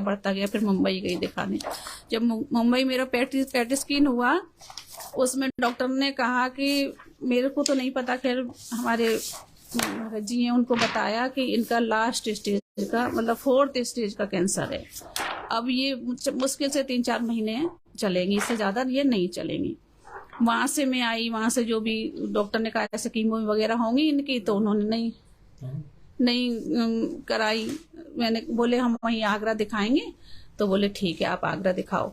तो अब उन्होंने अपना एड्रेस, कोई डॉक्टर है आगरा में, उनका एड्रेस दिया, वहां पहुंचे हम लोग। वहां भी उन्होंने कहा कि बताया हमारे हस्बैंड को कि इनका लास्ट स्टेज का कैंसर है, आप कीमो वगैरह कराइए, जो भी है ईश्वर की मर्जी है। तो वहां पे मेरा ट्रीटमेंट चला। फिर उसके बाद मैं जयपुर गई। जयपुर भी कई डॉक्टरों को दिखाया, सबने बोल दिया कि ये 3-4 महीने चलेगी। फिर मेरा जयपुर में ट्रीटमेंट शुरू हुआ, कीमो वगैरह चलने लगी मेरी, वो रेडिएशन हुआ। तो जब मेरी 4-5 कीमो हो चुकी थी, उसके बाद अपना बेटी की शादी कर चुकी, तो अपने मकान में एक रेंट पे रहने आए। तो वो परमेश्वर के चरणों में थे। तो उन्होंने मुझे बताया कि ऐसा करो बहन जी, ये आप जो पूजा पाठ कर रही हो ये सब व्यर्थ है। मैं भी सोचती थी कि इतना पूजा पाठ करने के बावजूद भी इतनी परेशानियां क्यों, इतने कष्ट क्यों? अगर ईश्वर है तो वो दुख ही दुख देता है क्या, सुख नहीं देता? परमात्मा, हमें तो पता ही नहीं था कि वो परमात्मा, वो तो वैसे देवी देवता है, परमेश्वर तो कोई और ही है, हमें कुछ पता नहीं था। तो उन्होंने बताया कि ऐसा आप ऐसा करो कि हमारे गुरुजी हैं, उनसे आप नाम ले लो। कैंसर तो क्या, कैंसर का कुछ भी आपको बीमारी होगी बिल्कुल ठीक हो जाएगी। फिर नियम वगैरह उन्होंने, कैसे नियम है उन्होंने बताए थे, हमारे भगत जी को बताए थे। उन्होंने कहा कि नहीं ऐसा कैसे हो सकता है, समाज में रह के हम शादी में नहीं जाएंगे या त्योहार नहीं मनाएंगे, या ये सब कैसे हो सकता है? तो उन्होंने मुझे बताया नहीं, मैंने कोई बात नहीं। फिर उनकी मम्मी आई, वो एक छोटा सा कीपैड मोबाइल था लेके आई, उसमें उनकी चिप डली हुई थी, तो मेरे तकिए के नीचे रख जाती थी। मैंने कहा आप ऐसा करो, सत्संग चला के आप मेरे पास रख दो। पूरे दिन में सत्संग सुनती थी। मुझे समझ में नहीं आता था, छोटा मोबाइल था, उसमें आवाज भी कुछ ऐसी समझ में नहीं आता था। फिर मैंने धीरे धीरे करके टीवी में किसी ने मुझे बताया कि साधना चैनल पे आते, साधना चैनल पे मैंने परमेश्वर के सत्संग सुनने शुरू किए। 1 महीने 15 दिन ही सत्संग मैंने सुने होंगे। उसके बाद तो जितनी देर में सत्संग सुनती थी उतनी देर में रोती ही रहती थी कि परमात्मा, मैं बचपन से आपको ढूंढ रही थी, लेकिन आप अब मिले जाके जब जिंदगी का आखिरी आ गया तो बहुत रोती थी। मैंने परमेश्वर अब जो भी हो, जो अब तक जो भी किया मैंने, जितने दिन है मेरे पास, जितना मेरा जीवन है, परमेश्वर आप अपनी शरण में ले लो मुझे और अपनी भक्ति मेरी कराओ, ताकि मैं आगे के लिए मेरा जीवन सफल हो जाए। तो उन्होंने फिर मुझे बताया कि ऐसे ऐसे नामदान केंद्र था पहले, तो वहां आगरा गई, वहां से मैंने नाम लिया परमेश्वर से। नाम लेने के बाद जैसे उन्होंने जो नियम बताए मैंने फॉलो किए और परमेश्वर की भक्ति अपने शुरू की। प्रथम मंत्र उन्होंने दिया मुझे, मैंने वो नाम। तो फिर जब मैंने सत्संग सुनती थी तो उन्होंने परमात्मा एक एक चीज को खोल खोल के शास्त्रों को खोल खोल के, गीता जी को, यजुर्वेद और कुरान शरीफ, बाइबल, हर ग्रंथ को, जितने भी ग्रंथ हैं सबको खोल खोल के परमेश्वर दिखाते कि देखो भगवान कौन है। वैसे हम भी सोचते थे कि सबका मालिक कहते एक है, साईं बाबा भी कहते सबका मालिक है, तो हम लोग सोचते एक मालिक कौन है। पहले तो यही सोचते थे कि शिव ही सबके मालिक हैं, वही सबसे बड़े, उनसे बड़ा तो कोई है ही नहीं, सब देवों के देव महादेव है। लेकिन नहीं, जब परमेश्वर ने सारे ग्रंथ खोल के दिखाए तब पता चला। तो बस यही लगता था कि परमात्मा कौन सा पल, कौन सी घड़ी होगी जब आपके चरणों में दासी ये नीच आ जाएगी। गई, परमेश्वर की भक्ति शुरू की। जिस दिन से सत्संग सुनने शुरू किए उसी दिन से सारी परेशानियां, अंदर से ऐसा लगता था कि मुझे आराम मिल रहा है। बैठ के सत्संग सुनती, इतनी कीमो होती थी, कीमो कराने के बाद भी आके मैं सत्संग सुनती थी, बैठी रहती थी। बिल्कुल भी ऐसा नहीं होता। कीमो करा के हॉस्पिटल से पैदल ही आती थी, 3-4 किलोमीटर मुझे पैदल आना पड़ता था, वहां से चल के आती थी। रेडिएशन कराने के बाद भी पैदल चल के आती थी। मुझे मतलब परमेश्वर की शक्ति मेरे साथ थी कि मुझे कोई दिक्कत कैसी भी नहीं होती थी।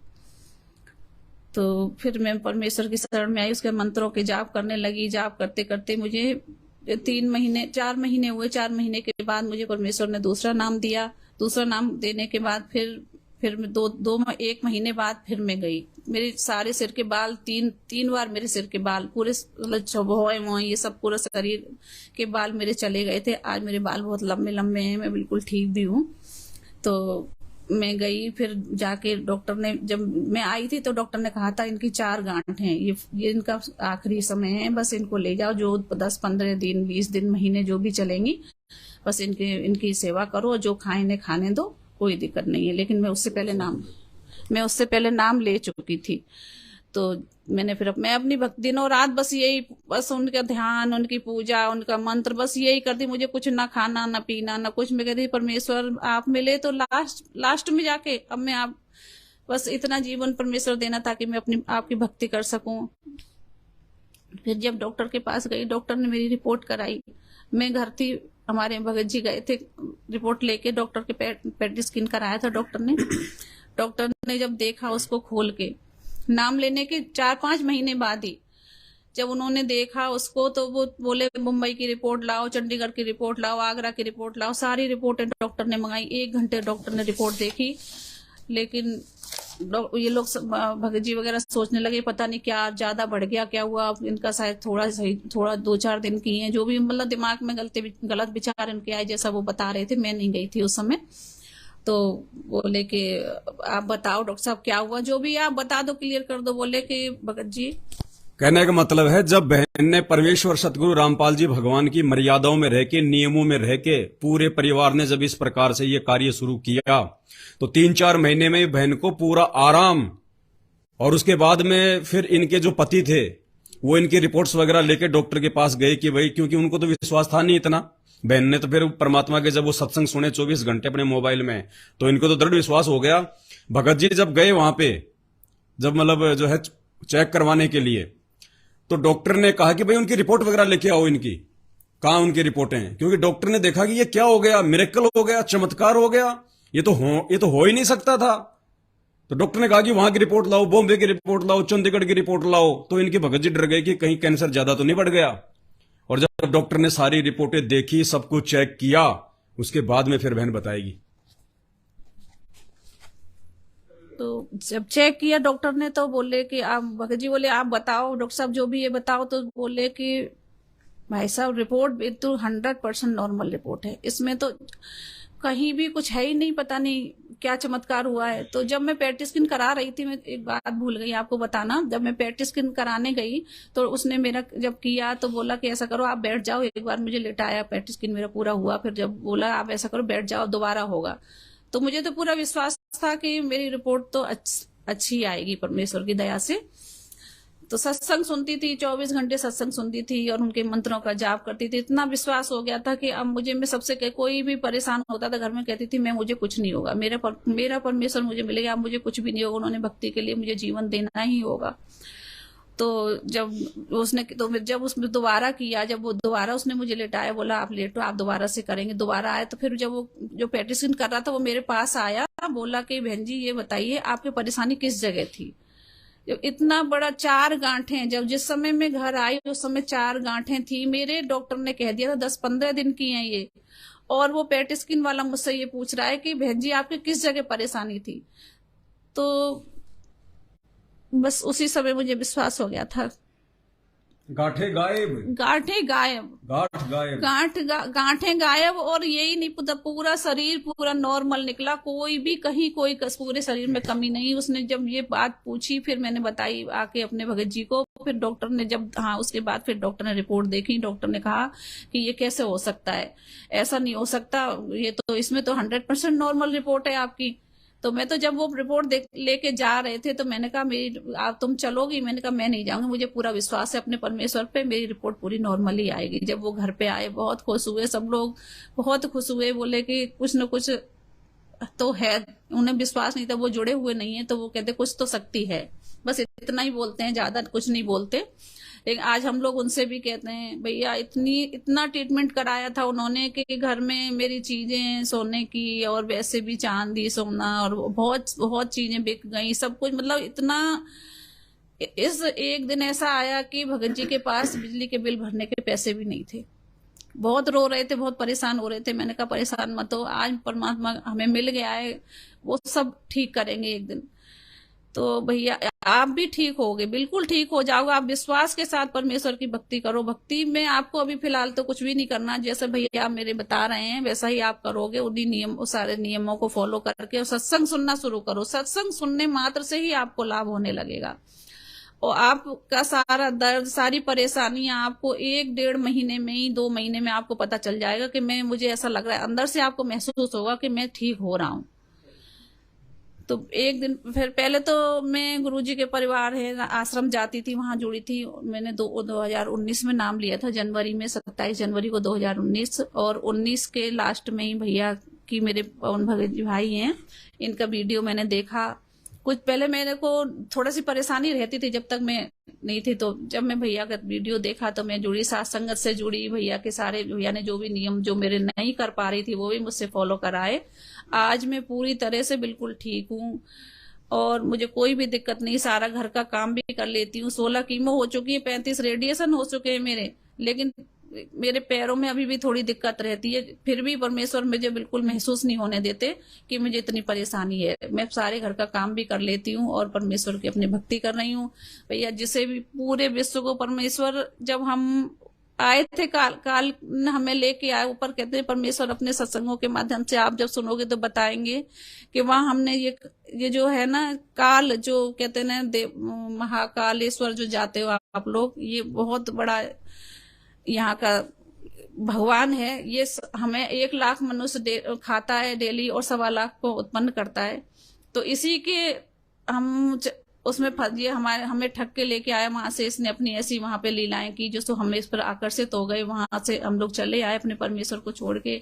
आज अपने परमेश्वर की भक्ति, सभी पूरे विश्व से यही प्रार्थना करूंगी, परमेश्वर धरती पे आए हैं, आप इनकी भक्ति करो। भक्ति करके अपने उस जगह पहुंचो जहां से परमेश्वर हम परमेश्वर को, अपने भगवान को, अपने पिता को, अपनी माता को छोड़ के आए हैं। हमें वहां जाएंगे तभी हमें सारे सुख मिलेंगे, वरना इस काल के लोग में तो कोई, किसी को कैंसर है, किसी को एड्स है, किसी को ब्रेन ट्यूमर है, जो भी है ये सब लगा रहेगा। और सांसारिक मानसिक परिस्थितियां तो इतनी उतार चढ़ाव लेंगी कि भैया बिल्कुल भी आप सहन, एक लास्ट में एक ऐसा दिन आएगा जो आप एकदम टूट जाओगे। आज मैं पूरी मानसिक तरह से, शारीरिक से बिल्कुल ठीक हूँ, मुझे कोई दिक्कत नहीं है। और जब से भैया के साथ, भैया से जुड़ी हूँ, साथ संगति भैया ने जो भी मुझे सारी चीजें जो नहीं मैं जानती थी वो बताई हैं, तब से मैं एकदम से बिल्कुल ठीक हूँ और बस अपने परमात्मा की भक्ति कर रही हूँ। मैं साथ संगतियों में जाती हूँ और परमेश्वर के जैसे जो भी भैया नियम जैसे भी बताते हैं उस हिसाब से मैं उन्हें फॉलो करके चलती हूँ, कोई दिक्कत नहीं है। आप जैसे भी भैया कहें, भैया बिल्कुल आप वैसे ही नियम लागू करके परमेश्वर की भक्ति शुरू करो, आपको पूरा लाभ। आपका कैंसर, आपको पता भी 2-3 महीने में ही आपका कैंसर आप रिपोर्ट कराओगे तो आपकी शायद नॉर्मल रिपोर्ट आएगी परमेश्वर की दया से। आप भक्ति करके देखो, बाकी भैया आपको सब बताएंगे। सच है। तो विजय वर्मा भाई जी, कहने का मतलब है जो मैंने आपको बात कही थी शुरू में कि किसी भी प्रकार के देवी देवताओं की भक्ति, साधना, पूजा, मन्नत आपके घर में नहीं होनी चाहिए। ऐसा नहीं है कि हमने देवी देवताओं को बिल्कुल छोड़ देना, नहीं। छोड़ने का मतलब यह है कि आज से पहले आप या ये पूरी दुनिया देव देवताओं की जो भक्ति कर रही है वो शास्त्रों के विरुद्ध कर रही है। संत रामपाल जी भी जब आपको सत्संग सुनाएंगे, जब आप सुनोगे, जब आपको मंत्र देंगे आने के बाद, इससे पहले नहीं, वो आने के बाद जब आपको मंत्र देंगे, उस शुरू में 5 मंत्र, वो 5 मंत्र इन्हीं देव देवताओं के हैं। ब्रह्मा सावित्री के, विष्णु लक्ष्मी के, गणेश जी के, दुर्गा जी के, शंकर और पार्वती के। लेकिन ये उनकी वास्तविक मंत्र हैं, जो मंत्र यहां के किसी साधु संत महात्मा के पास नहीं है, जिसके चलते पूरी दुनिया समस्त देव देवताओं की भक्ति भी कर रही है, फिर भी सब मां दुखी हैं। सबके घरों में रोग, परेशानी, आपत्ति, विपत्ति, सबके घरों में। क्यों? क्योंकि किसी भी साधु संत महात्मा के पास में इन देवी देवताओं के बीज मंत्र नहीं है। वो बीज मंत्र केवल संत रामपाल जी के पास में है। खाली इनके नाम जपने से बात नहीं बनेगी। कोई तो कह देता हरे रामा हरे कृष्णा, कोई हरे हरे रामा रामा, ओम नमः भागवते वासुदेवाय, जय गणेश जय गणेश। ये तो इनके नाम हैं। जैसे हमारे गुरुदेव भगवान ने बताया कि एक भैंसा होता है, भैंसा, तुम भैंसे को कहो भैंसा भैंसा इधर आ, ओ भैंसा इधर आ, वो नहीं सुनेगा, क्योंकि भैंसा उसका नाम है। लेकिन उसका बीज मंत्र कुछ और है। उसको थोड़ा सा भी बोल दोगे ना, उर्र ही तुरंत देखेगा आपकी तरफ। वो उस मंत्र से आकर्षित होता है। आप कुत्ते को कितना ही कहो, चाहे कुत्ता कुत्ता इधर आ, कुत्ता इधर आ, नहीं आएगा, क्योंकि कुत्ता तो खाली उसके शरीर का नाम है। लेकिन उस कुत्ते को बुलाने का बीज मंत्र क्या है? त्योल त्योल, थोड़ा सा बोल दो, तुरंत आपकी तरफ दौड़ के आएगा। ठीक इसी प्रकार ये दुनिया अनजाने में, शास्त्रों की जानकारी ना होने के कारण जो जय गणेश हरे रामा हरे कृष्णा हरे राम ओम ओम फलाना, ये तो केवल इनके नाम हैं देवताओं के। इन देवताओं के बीज मंत्र केवल धरती पे संत रामपाल जी के पास में है और उन्हीं से लेने से फायदा होगा। तो 2-3 बातें हैं, उनको आपने विशेष तौर से ध्यान से सुनना है। सन 2014 में जब संत रामपाल जी जेल चले गए, उनके जेल जाने के बाद में उनका जो परिवार है, बेटा बेटी भाई बंधु रिश्तेदार, इन सब लोगों ने मिलकर उनके नाम की आड़ में धर्म को धंधा बना रखा है। संत रामपाल जी के मंत्र भी लोगों को दान करते हैं, एक डीवीडी भी इन्होंने भर रखे हैं उनकी आवाज में, ये मंत्र भी लोगों को देते हैं, सब कुछ करते हैं। ऐसी बात नहीं है, वो मंत्र लेने से लोगों को लाभ भी होते हैं, लेकिन वो कब तक, जब तक कि उन लोगों को सच्चाई का पता नहीं चल जाता, तब तक संत रामपाल जी उनको भक्ति के लाभ उनको जो है वो देते हैं। जिस दिन उनको सच्चाई का पता चल जाएगा, उस दिन के बाद यदि वो उनके साथ उनकी संगति करेंगे, उनके परिवार की किसी प्रकार का कोई लाभ नहीं होना। जो भक्ति थोड़ी बहुत दिन उन्होंने की है, उसी का लाभ उनको मिलना है। तो आप चाहो तो आप जी वहां जाके नाम भी ले सकते हो, मैं आपको मना नहीं करूंगा, लेकिन आपने समझना पड़ेगा इन बातों को। अगर आप विश्वास के साथ में ये क्रिया करोगे जो अभी आपको बताई हमने गुरुदेव भगवान के आशीर्वाद से, और बहन जो आपका सहयोग करेगी व्हाट्सएप पे, जब आप इनके संपर्क में आएंगे या फोन करेंगे, बहन आपको सारी बातें समझाएगी। उस विधि से यदि आप संकल्प लेकर मात्र पूरा परिवार घुटने टेक के परमात्मा से अरदास करके, जो आपको मैंने शुरू में बताई, यदि आप उस विधि से और किसी भी प्रकार का ये नशा मांसाहार इन सब से दूर होके, देवी देवताओं की इन पूजा पाठ से दूर होके, जो नकली पूजा पाठ है इन देवी देवताओं ने जो हमें बता रखी है, असली पूजा पाठ वो है जो संत रामपाल जी बताएंगे। फिर यदि उस विधि से आप इस काम को करोगे, 1 महीने में आप जी रिजल्ट देख लेना, 50% आपके उस मरीज को लाभ हो जाएगा। 50% आप लोगों का छोड़ने का मन नहीं करेगा इस परमात्मा को। और ऐसे ऐसे एक नहीं, सैकड़ों, हजारों, लाखों लोगों को ठीक किया है। जैसे बहन के 4 गांठ थी, गायब हो गई, डॉक्टर को भी नहीं दिखाई दी, चमत्कार, डॉक्टर भी परेशान, नॉर्मल रिपोर्ट। ऐसे ना जाने कितने लोगों को संत रामपाल जी ने अपने आध्यात्मिक शक्ति से, अपने आशीर्वाद से, अपने मंत्रों से ठीक किया है। एक 5 मिनट का वीडियो है, सुन लीजिए संत रामपाल जी के मुख कमल से। गांठें गायब हो गई, गांठें, जब उन्होंने संत रामपाल जी से प्रार्थना की। इन बातों को हमने बहुत गहराई से सोचना चाहिए पुण्यात्माओं, पर तुम तो ये बातें हर स्थान पर बार बार ये सुनने को नहीं मिलती है। तो मौज कर रखी परमात्मा ने कि यहाँ 15वें दिन बाग लगा दिए अपने सत्संग के, और भगवान आत्माएं रह कर आ रही है। देख कितना दयालु है ये परमात्मा, अपनी प्यारी आत्माओं को पहले तो सुख देता है, दुखों को दूर करता है, और फिर इनको रुचि बनाता है कि वो देखिए पैसा मेरा वहां बर्बाद होना था, आज भगवान के पुण्य में लग रहा है। ये समय मेरा वहां हॉस्पिटल में लगना था या किसी और वहां लगना था, और आज परमात्मा के चरणों में आ रहा हूँ। वो आने की हिम्मत भी देता है, दान करने के लिए पैसा भी देता है, और अंदर से प्रेरणा भी करता है।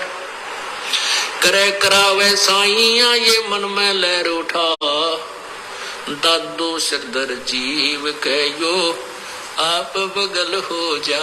करे करावे साइया मन में लहर उठा, और दादो सिरदर जीव के आप बगल हो जा। परमात्मा सामने नहीं आता कि मैं कर रहा हूं, नहीं, उधर से यहाँ बहुत से ऐसे प्रमाण आपको मिलेंगे। डॉक्टर ने कह दिया कि इसको 2 लाख रुपए लगेंगे, इसका ऑपरेशन होगा, और वहां ले जाइए पीजीआई के अंदर, पीजीआई में जाते हैं। एक बहन ने बताया कि मुझे गले में, अभी की बात है, मेरे को गले में 4 गांठें होगी, पानी भी नहीं घट के जाए, अंदर नहीं जा रहा था। और यहाँ आसपास के हॉस्पिटलों में दिखाया, उन्होंने बताया भी ये तो कैंसर है, और इसको ऑल इंडिया में ले जाओ। ऑल इंडिया में ले गए, उन्होंने चेक किया, उन्होंने कहा कि ये तो कैंसर है, ऑपरेशन का भी हमारे पास समय नहीं है, समय दे दिया ऑपरेशन करने का, उस समय आना और ये दवाई खाना तब तक। वह बहन आई हुई है यहीं पर, आज भी यहीं देखी थी मैंने उसको। अभी हफ्ते पहले उसने ये बात इस दास को आके अपनी बताई, उसने नाम ले रखा पहले से। तो वो कहने लगी मैं वापस आ गई, उम्र अभी उसकी 30-35 आसपास है। कहने लगी सारी रात रोई है परमात्मा, अभी तो मैंने जीवन वैसे ही खो दिया, आपका नाम भी ले रखे थी, भक्ति भी करती थी, लेकिन अब तो भक्ति पूरी हुई नहीं। मैं जीवन की भीख मांगती हूँ कि मेरी भक्ति पूरी हो जाए, और किसी वस्तु की मुझे चाह नहीं रही। सारी रात रोई, सुबह उठ गए, जब मैं रो रही थी तो एक पड़ोसन, एक लड़की आ गई, अक्के बात हो गया, कहने लगी मेरा तो ऐसे ऐसे भयंकर बीमारी होगी, मरूंगी मैं, छोटे छोटे बच्चे मेरे। तो उसने ऐसे नू दाब दिया, वो 4 गांठ टूट गए, और वो ऐसे मेरे को जैसे उल्टी गिरी, वो 4 इतनी बत्ती सी बाहर निकले। उसको हमने लिफाफे में डाला और जिस दिन ऑपरेशन कराना था उस दिन वहां ले गए उसको, उनको भी ले गए, आप भी गई। डॉक्टरों को दिखा, डॉक्टर कहने लगे ये तो इनने का तो हमने ऑपरेशन करना था, तू आप कर लाई। ये तो इन्हीं के लिए तुम्हें बुलाई थी, इनका तो रापे हो गया, आप पे कर लाई। और ऐसे कहते मुंह बागे देखा वन्यारे जख्म ने, बोले जाओ ठीक हो जाएगी, अपना इंजेक्शन दवाई दे दी, ठीक हो जाए, अब कुछ नहीं, तेरा सब ठीक है। बोलो सतगुरुदेव की जय। अब वो बहन उसकी छाती बांध के देखो वह क्या सोचती होगी, कितना वो अपना कितना समय देगी मालिक के लिए। उसका जीवन दान है, ये परमात्मा की तरफ से एक्सटेंशन है। और वेस्टे 2 पैसा जो बता दिया वो नारा, और हाहाकार माजरी थी वह नारी। वह बहन यही खड़ी होगी मेरे ख्याल में, सुनीता आई हो तो खड़ी हो एक बहन, सुनीता बहन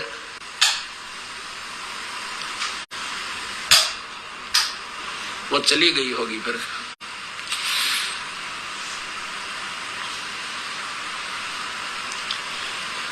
तो कहने का भाव ये है पुण्यात्माओं,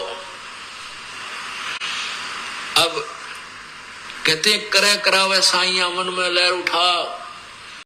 अब उस बहन की कितनी रुचि, दान में भी, सेवा में भी आगे खड़ी रहा करेगी, सत्संग भी सुनने आया करेगी कि मुश्किल से भगवान ने दोबारा जीवन दिया है। तो ऐसे ही ये परमात्मा हमारे जन्म मरण के रोग को जड़ से निकालेगा। तो क्या बताते हैं, नर से तीतु पशुआ की जय गद्दा बैल बनाई। ये तो विजय वर्मा जी, अब आपने विचार करना पड़ेगा। हम कोई पागल नहीं है कि आपके फेसबुक पे 4 लाइन के कमेंट्स के लिए हम लोग ये 1 घंटे का वीडियो बनाएंगे। लेकिन अगर बनाया है तो विचार करना इन बातों पे। आपसे कहीं ज्यादा चिंता उस बहन के कैंसर की हमें है, क्योंकि हमें संत रामपाल जी ने आके बता दिया कि तुम सब मेरे बच्चे हो।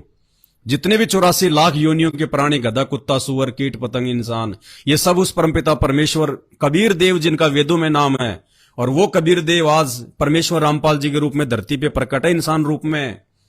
तो बाप को दुख होता है जब बच्चों पे आपत्ति आती है, या फिर उनके भाई बहनों को होता है दुख जब उनको मालूम पड़ जाता है कि हमारे भाई बहन है।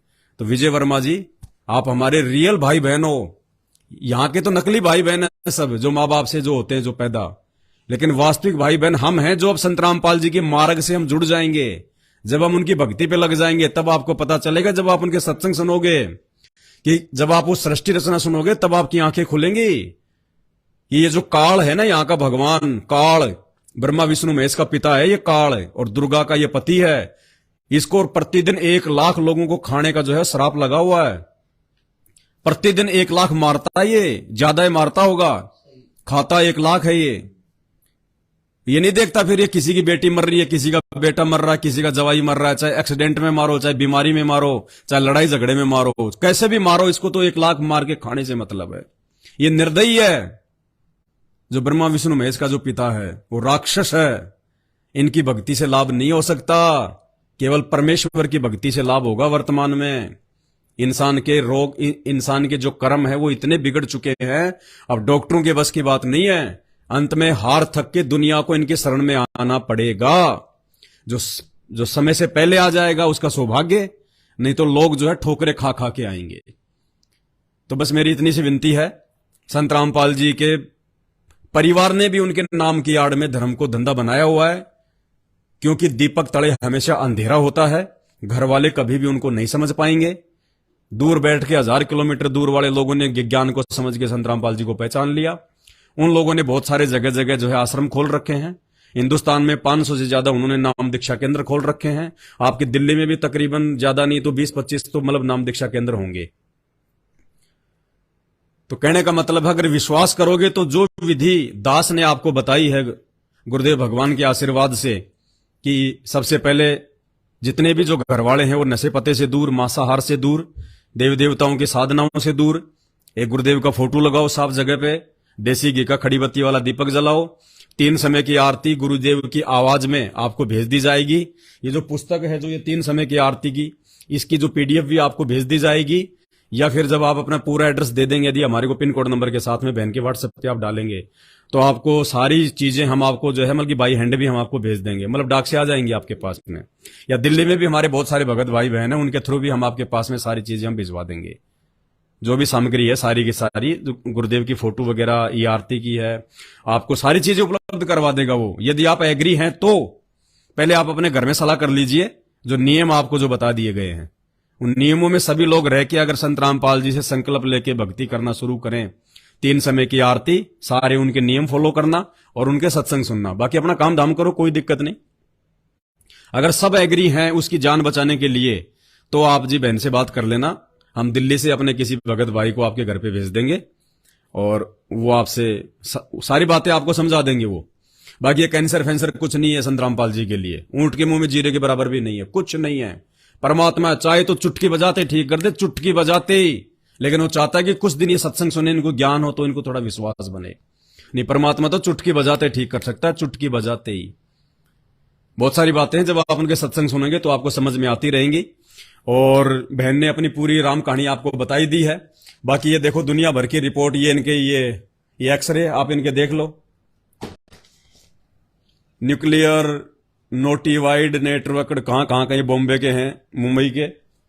ये देखो, ये आप लोग तो जानते होंगे, मैं तो नहीं जानता। अब ये खोपड़ी के कहां के एक्सरे सारे देख लो, आपको तो पता होगा, आपने भी खूब करवाए होंगे। अब ये कोई मजाक तो हो नहीं रहा, आपके सामने सारी आपको हकीकत बताई जा रही है। इसके अंदर देखो कम से कम 7-8 एक्सरे हैं। कहां का है ये? SMS हॉस्पिटल जयपुर, राजस्थान का सबसे बड़ा हॉस्पिटल है, राजस्थान का, पैटी सिंह के हैं। ये Pushpa Devi hospital, man bus stop, Bhagat ji market, Etmadpur, phone. कहीं नहीं छोड़ा बहन जी ने, हर प्रकार से दुखी हो गए, परेशान होके उसके बाद में इन्होंने संत रामपाल जी का रास्ता चुना है। और 4th स्टेज की कैंसर जो डॉक्टरों ने हाथ खड़े कर दिए, आज बहन आपके सामने बैठी है, कोई कह नहीं सकता कि इसको बुखार भी है। हल्की फुल्की प्रॉब्लम रखता है परमात्मा, हल्की फुल्की सी, वो इसलिए कि ये ज्यादा आंडी ना पाक जाए, भक्ति छोड़ के ना चली जाए, उस डर से भक्ति पे लगी रहे। क्योंकि संत रामपाल जी का मुख्य काम ये रोग ठीक करना नहीं है, ये तो चुटकी बजाने का काम है। संत रामपाल जी चाहते हैं कि मुख्य काम इनका जन्म मरण का रोग समाप्त हो। कैंसर से भी भयंकर रोग है ये, जन्म और मरण का। यदि आज हमारी मुक्ति नहीं हुई, हमारा मोक्ष नहीं हुआ, तो अगला जन्म 84 लाख योनियों में गधे कुत्ते सुअर बन के इस कैंसर से भी ज्यादा दुख भोगेंगे। गधे बन के सारा दिन कुम्हार के नीचे काम करेंगे, ईंट के भट्ठे पे ऊपर से जो है वो पक्की ईंट लाएंगे, नीचे से कच्ची ईंट लेके जाएंगे, कमर पे जख्म हो जाएगा, कौवे खाएंगे। कुम्हार घर पे खाना भी नहीं देता गधे को, बाहर छोड़ देता, घास चरता है। बैल बनेंगे, किसान के नीचे आएंगे, सारा दिन हल जोतेगा, मुंह के छीका लगा देगा, घास भी नहीं खा सकते। ये देखो इसके अंदर कितनी सारी रिपोर्टें, एक्सरे हैं सारे। ये देखो ये थैला भरा पड़ा पूरा। ये कौन सी, ये सेबली मल्टी स्पेशलिस्ट हॉस्पिटल, इसमें तो पता नहीं कितनी सारी रिपोर्टें बहन की, पूरा 1 किलो वजन है इसके अंदर। ये देखिए एशियन कैंसर इंस्टीट्यूट, ये देखिए पूरा इसके अंदर पूरी ये फोटो वाटो, आप लोग तो जानते होंगे, सारा सब कुछ है। मतलब आपको हकीकत बता रहे हैं, हकीकत। कई लाखों रुपये घर बर्बादी की जो है कगार पे आ गया, और शरीर से बहन जारी थी वो अलग है। और संत रामपाल जी ने मात्र अपने आशीर्वाद से, सत्संग सुनने मात्र से चंगी कर दिया। आपके सामने बैठी है, अब ये कैसे छोड़ सकती है संत रामपाल जी को? ये क्यों ना माने कि संत रामपाल जी भगवान है, परमात्मा है? और खाली कैंसर ठीक होने से ये उनको भगवान नहीं मान रही, इन्होंने फिर ज्ञान को समझ लिया कि ये शास्त्रों में लिखा हुआ ज्ञान आज तक के बड़े बड़े ऋषि महर्षि नहीं दे पाए। इन शास्त्रों को लिखने वाले संस्कृत के प्रकांड ज्ञाता, इन शास्त्रों में क्या लिखा है, भगवान कौन है, भक्ति क्या, आज तक नहीं बता पाए। पूरी गीता जी में 4 वेदों में केवल एक मंत्र है। गीता अध्याय 8 श्लोक नंबर 13, यजुर्वेद अध्याय नंबर 15 और मंत्र नंबर 5, ओम इति एक अक्षर ब्रह्म व्यवहारण माम अनुसमरण ये प्रयाति तजम देहम सयाति परमाम गतम। पूरी गीता 4 वेदों में केवल एक ओम मंत्र है। और हमसे ये नकली संत क्या करते हैं, राधे राधे श्याम मिला दे, राधे राधे श्याम मिला दे। और राधे राधे श्याम जपने वाले प्रेमानंद जी, उनकी किडनियां खराब हैं, और राधा उनकी किडनियां तक नहीं ठीक जो है वो कर पा रही। तो भाई और बहनों, जिसकी बैटरी चल रही है उसकी चल रही है, जिस दिन समय आ गया सीधा जाएगा। चाहे प्रेमानंद जी हो चाहे रामानंद जी हो, ये काल किसी को नहीं बख्शता। ये काल केवल उसी के आगे डरता है जो संत रामपाल जी की शरण में होता है, जो उनसे नाम ले लेता है, या जो इस प्रकार से आज उनके जेल रहते सहते संकल्प करके और उनके जो है घर में उनका दरबार लगा के और ये मतलब सत्संग सुनना, ये मर्यादा निभाना और घर में उनकी जोत जलाना, फिर देखो आप खड़े खड़े लाभ देगा परमात्मा, खड़े खड़े लाभ। बाकी ये आपके लिए स्पेशली हमने वीडियो बनाया था। और भी भाई बहन अगर इस प्रकार के हों जो वीडियो देख रहे हों, तो धरती पे इस विधि के अलावा वर्तमान में जब तक संत रामपाल जी जेल से बाहर नहीं आ जाते, देखो उनके आने के बाद तो पूरी दुनिया उनके कदमों को चूमेगी, क्योंकि 2028 तक तो महातांडव मचेगा, प्राकृतिक रौद्र भयंकर, चाहे महामारी, चाहे अकाल, चाहे भीषण कुछ भी, चाहे ये मतलब विश्व युद्ध कुछ भी, 28 उसके बाद तो दुनिया ने संत रामपाल जी के कदमों में आना ही आना है। उसके बाद तो दुनिया को कोई दिखाई नहीं देगा अपनी जान रक्षा के लिए। लेकिन जब तक वो जेल में है तब तक जो विधि हमने आपको बताई है, इस प्रकार से यदि आप करोगे सच्ची लगन से, फॉर्मेलिटी के लिए नहीं, फिर चाहे कितने दीपक जला लेना, कितना चाहे तुम घी जला लेना, कुछ फायदा नहीं होगा। सच्ची लगन से कि परमात्मा मेरा रोग ठीक करो, मैं आपकी भक्ति करूंगा, इस भाव से यदि आप मर्यादा में रह के, नशे पते से दूर रह के, उल्टे कर्मों से दूर रह के, चोरी जारी रिश्वतखोरी इन सब से दूर रह के, इन देवी देवताओं की झूठी जो है बल्कि शास्त्र विरुद्ध साधना से दूर हटके, इस विधि से जब आप संत रामपाल जी के सत्संग सुनेंगे, मर्यादा निभाएंगे, उनका दरबार अपने घर में लगाएंगे, आप कैंसर क्या, कैंसर का बाप आपके पाड़ोस में भी नहीं टिकेगा, पाड़ोस में भी ये वो परमात्मा है। इसकी आवाज से काल भी थरथर कांपता है, थरथर कांपता है। ये ना देखो कि जेल में बैठे हैं, उनके जेल में बैठने का मकसद कुछ और है, उनके जेल में बैठने का मकसद कुछ और है। वो आपको जब उनके सत्संग सुनोगे, सात संगति की वीडियो लगातार आप जी देखते रहोगे, बहन के संपर्क में रहोगे, आपको सब बातें समझ में आएंगी। बाकी उनके परिवार ने अपना धंधा खोल रखा है, बहुत सारे आश्रम खोल रखे हैं, नाम दीक्षा भी वो दिलवाते हैं, आपकी मौज है। हमने आपको रास्ता बता दिया, आप चाहो तो उधर से नाम लेके अपनी भक्ति शुरू कर दो, लेकिन उधर से नाम लेके भक्ति शुरू करोगे, लाभ तो होने शुरू हो जाएंगे, लेकिन जिस दिन आपकी मर्यादा टूट जाएगी, और मर्यादा सबसे पहले वही तोड़वाते हैं खुद ही, राजनीतियां करके, रक्तदान करवा के, देह दान करवा के। अरे भगवान, अभी आपने इंटरव्यू सुना, भगवान तो यूं गले की गांठ ठीक कर रहा है, कैंसर ठीक कर रहा है, रोग ठीक कर रहा है, और ये भक्तों से देह दान करवाते हैं, रक्तदान करवाते हैं। अरे दुनिया को भगवान से जोड़ो ना, तुम क्यों अपना खून दे रहे हो? बहुत सारी बातें हैं। कहने का मतलब है उधर से नाम दीक्षा लेके भी आपको लाभ अवश्य देगा परमात्मा, क्योंकि ये दयालु भगवान है। लेकिन जिस दिन आपकी मर्यादा टूट गई उनके संपर्क में रहने के चलते, और यदि आप उनके संपर्क में रहेंगे तो डेफिनेटली मर्यादा टूटेगी टूटेगी। उसके बाद फिर आप जी कितना रो लेना, कितना चिल्ला लेना, किसी प्रकार लाभ आपको संत रामपाल जी नहीं देंगे। और जो विधि इस दास ने आपको बताई है, जो गुरुदेव भगवान के जो आशीर्वाद से, इस विधि से यदि आप जी विश्वास करके और अपने घर में संत रामपाल जी के जो है सत्संग सुनना शुरू करेंगे, उनकी वाणियां सुनेंगे, आप उनके शब्द सुनेंगे, और उनका जो है वो देसी घी का आप जी जो है दीपक जलाएंगे, बल्कि हवन यज्ञ करेंगे अपने घर में, और उनकी जो मर्यादाएं हैं वो निभाएंगे, बाकी आपको बहन बता देगी। आप देखना फिर परमात्मा कैसे आपके ऊपर मेहर बरसते हैं। और 1 महीने बाद आप जी अपनी सारी रिपोर्ट लेके उन्हीं डॉक्टर के पास चले जाना, और डॉक्टर ही आपको कह देगा कि आपने कहां इलाज कराया भाई साहब, उस हॉस्पिटल का नाम तो बता दो, क्योंकि ये दुनिया का सबसे बड़ा वैद्य है। दास गरीब तबीब सतगुरु बंदी छोड़ दयाल है। तो आज के वीडियो में केवल इतना ही, बाकी तो आपके अपने संस्कार काम करेंगे, आपकी अपनी पिछली भक्ति काम करेगी। आप इन चीजों को समझ पाएंगे नहीं समझ पाएंगे, संत रामपाल जी की भक्ति को आप इस प्रकार से घर में शुरू करेंगे या नहीं करेंगे, ये अब आपके और संत रामपाल जी के बीच का मैटर है, आपके संस्कारों के बीच का मैटर है। हमारी जानकारी केवल इतनी है कि हम आपको उनके चरणों की जानकारी दे दें, बाकी अब आपके ऊपर है आप क्या करेंगे क्या नहीं करेंगे। बंदी छोड़ सतगुरु रामपाल जी भगवान की जय हो।